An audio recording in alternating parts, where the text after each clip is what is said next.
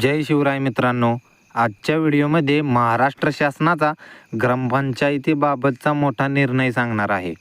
मुदत संपणाऱ्या ग्रामपंचायतींवर आता विद्यमान सरपंचच प्रशासक म्हणून काम करणार. हा निर्णय ग्रामीण प्रशासनाला सातत्य देणारा आहे. चला जाणून घेऊया सविस्तर काय आहे हा निर्णय.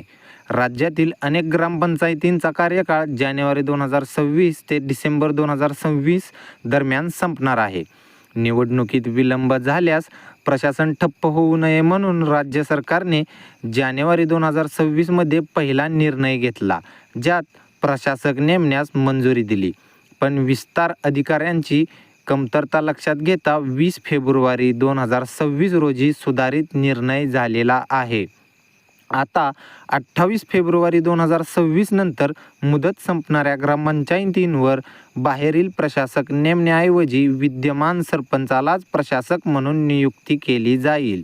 यामुळे 14,000हून अधिक ग्रामपंचायतींवर थेट परिणाम होईल.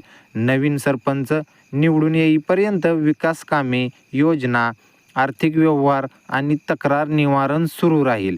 उच्च न्यायालयाच्या आदेशांचा अवमान होणार नाही आणि ग्रामीण सेवा अखंड राहतील. हा निर्णय सरपंचांना मोठी दिलासा देणारा आहे.